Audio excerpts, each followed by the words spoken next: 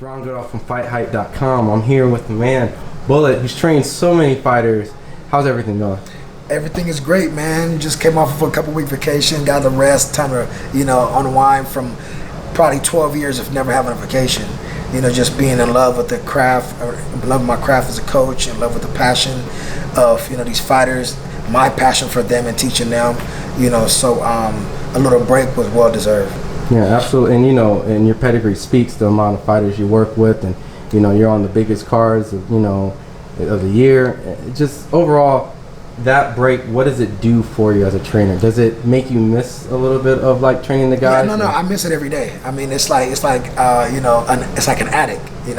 If you're not in the gym, you're not right. So for me, with the amount of people that I've been training, sometimes 15, 20 people a day.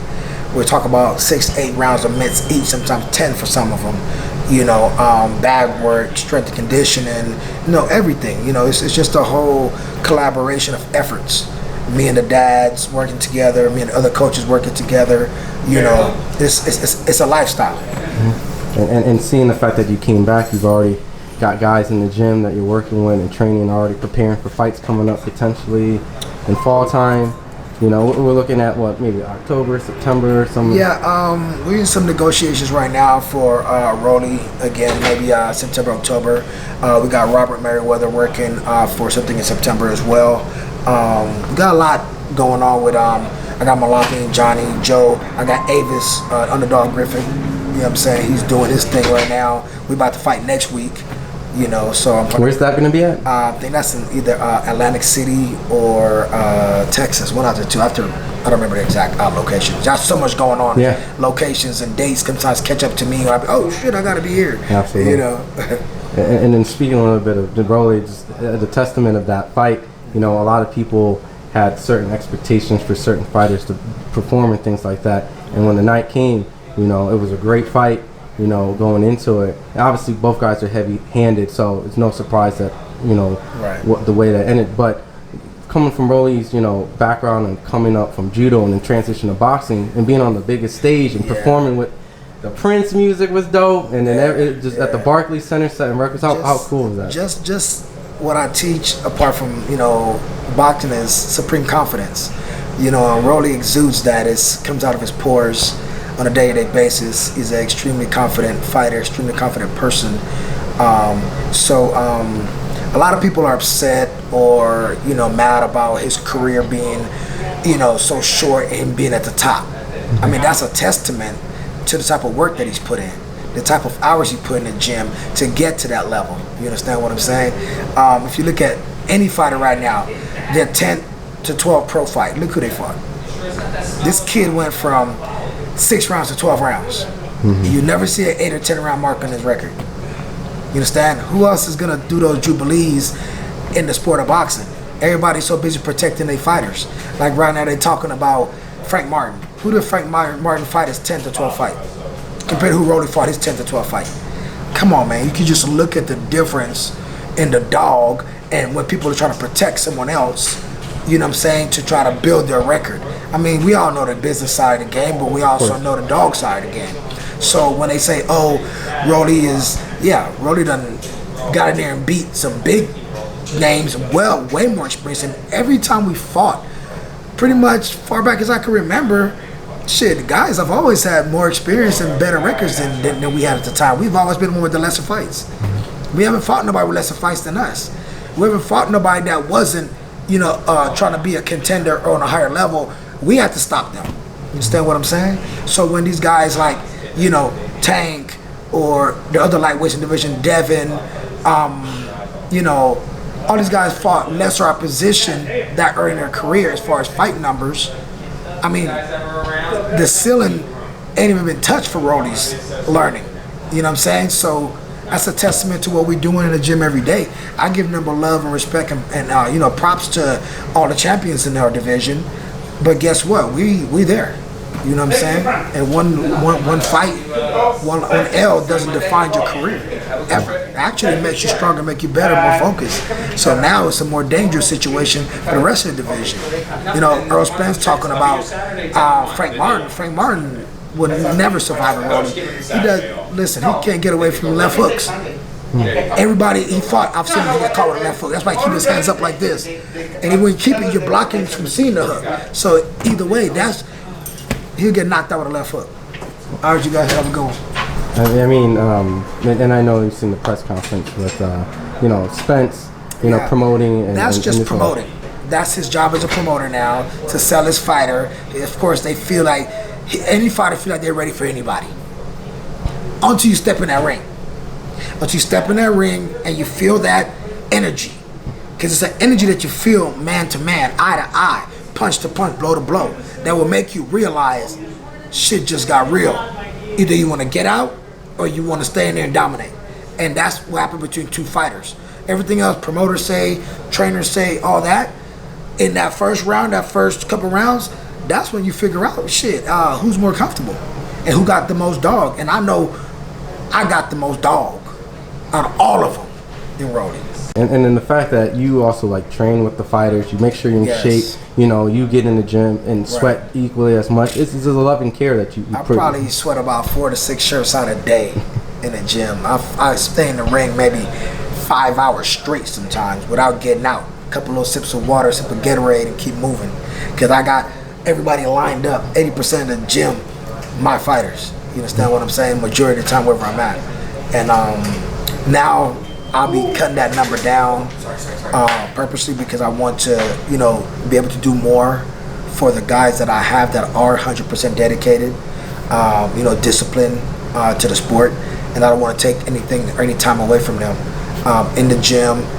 Strength and conditioning, nutrition, the whole nine, because it's the small things that matters. It's not just that you know how to fight, or because you want to fight, or you're a dog, or you're a beast. You know what I'm saying? It's everything that comes together to make that puzzle for these fighters, and that's why we as coaches have to really be, aware of what a fighter really needs to go to the next level. A lot of them, they come in, they want to be looking like this person, that person, but you got to go through the fundamentals. You got to go through the step-by-step, day-by-day process. And with that being said, a lot of these guys are looking good on the bags, looking good on the mitts, looking good versus people that ain't going to fight back. But how you going to look good with somebody that fights back? You know what I'm saying? For example, Frank Martin not going to sit in there and trade with Rolly. I don't care how much power he think he has, he don't have that. Tank don't have that power that Rolly has. Tank has experience, and he's a champion.